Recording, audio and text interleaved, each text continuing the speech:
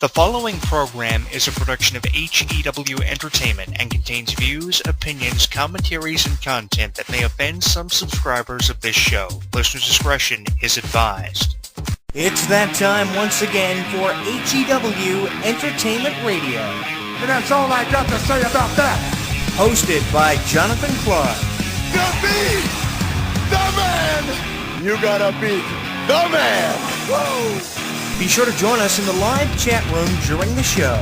Hulkamania is running wild like it's never ran before. Call us on one of our request lines. If you live in the United States, call us at 1-641-985-7800, box number 3729280. If you're from Canada and would like to call us from 1-647-724-4194, box number 3729280. Long distance charges may apply in some areas. I've been the World Heavyweight Champion 10 times. Or you can always drop us a line at MySpace, myspace.com/HEW Entertainment. And you will rest in peace. Emailing us works for you too. Email us hewwrestling@hotmail.com. I am a wrestling god. JBL.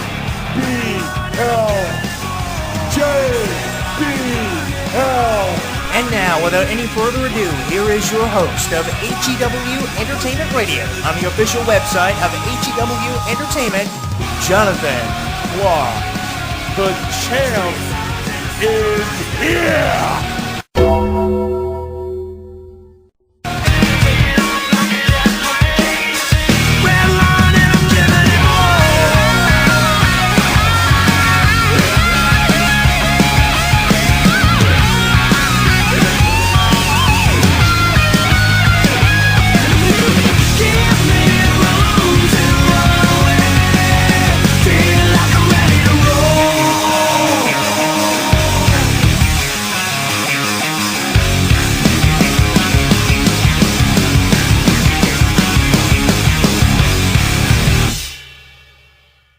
Streaming live on YouTube, Twitter,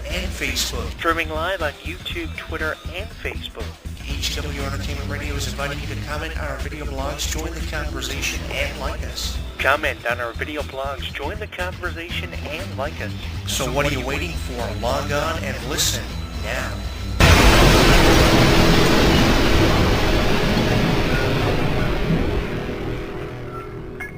Don't miss out on any of the action. Download our app on the App Store, Google Play, and the official website of HEW Entertainment. Once you download and install it, you'll get caught up on news, YouTube videos, and more. Download it now.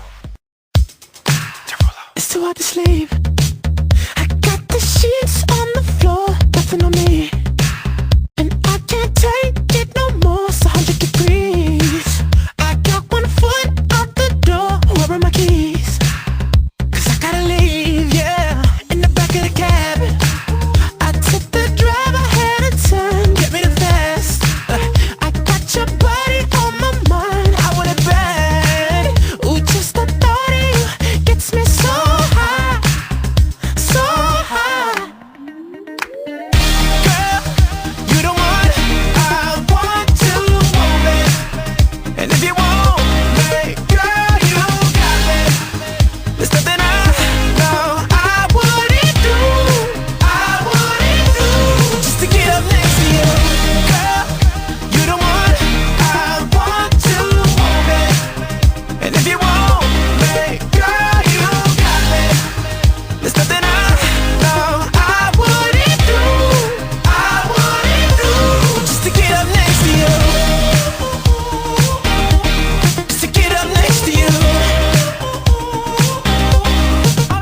You open the door, wearing nothing but a smile, fell to the floor.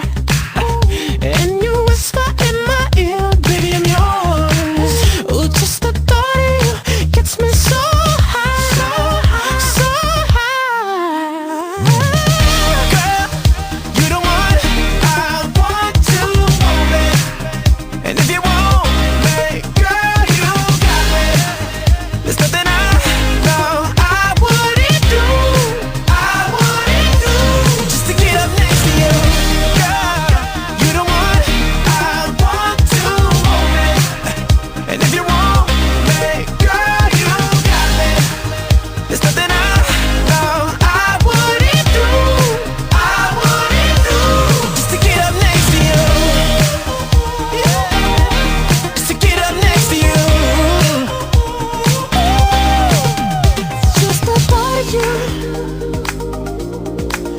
me so high, so high. Oh, just the thought of you gets me so high, so high. You're the one I want to hold it. And if you want me, girl, you got me. There's nothing I know I wouldn't do, just to get up next to you. Girl, you're the one I want to hold it. And if you want me, girl, you got me. There's nothing I know I wouldn't do, just to get up next to you. I would do anything just to get up next to you. Anything and everything just to get up next to you, baby. Just to get up next to you. Get up, get up. What a difference 10 years has made on professional wrestling. What? I mean, Triple H is the COO, and if you would have told me that 10 years ago, I would have said you're absolutely fucking crazy for thinking that Triple H would be an authority of WWE the way that he is now.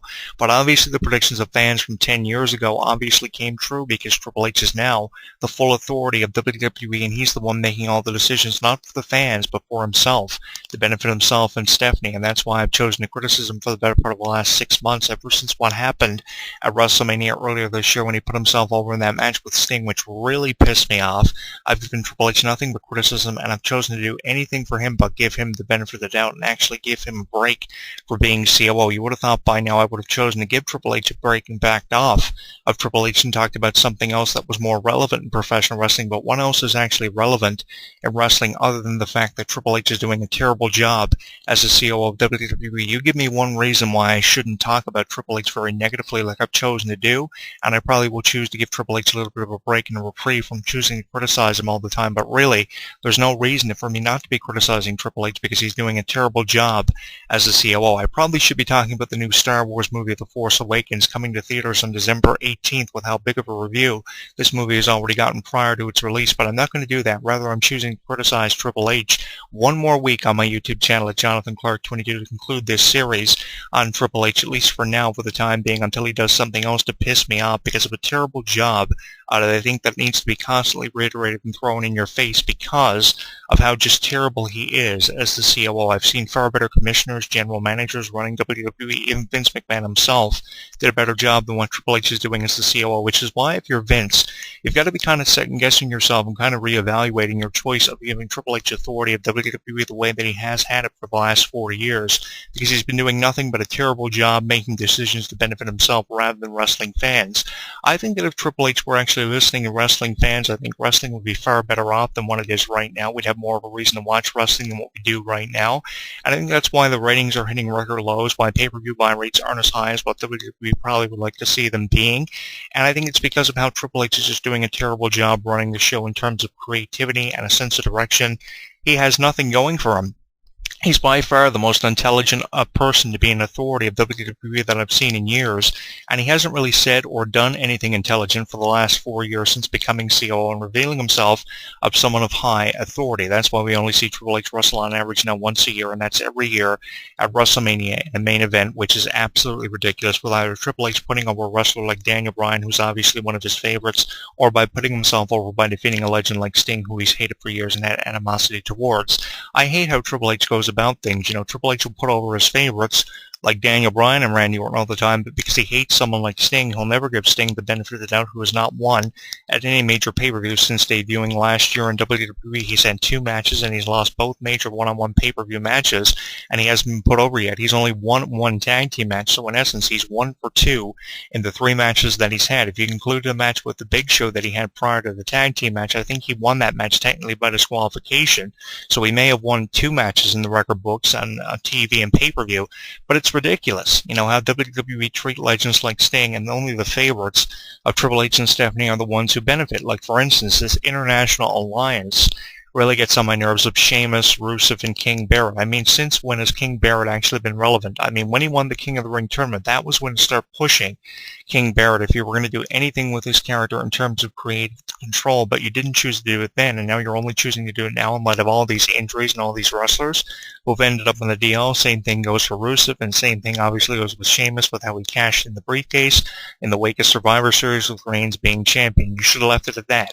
If Reigns was going to be pushed, if you were talking about and considering pushing Reigns, you should have pushed him in the wake of Survivor Series and left him as champion, and then had Sheamus come out as the first challenge Roman Reigns would have had as champion to defend the title against at the TLC pay-per-view, rather than having Reigns chase the title up until obviously WrestleMania 31, which is why I'm kind of skeptical on the direction of WrestleMania. I'll touch on that in a minute. I think the only thing that can save WrestleMania, by the way, are one of two things, either Sting versus The Undertaker or John Cena versus Sheamus for the championship, with obviously John Cena winning the Royal Rumble to get the title match and coming out on top in the match with Sheamus. Those are the only two scenarios I see saving WrestleMania 32 at this point, which obviously you've got to feel a great deal of pressure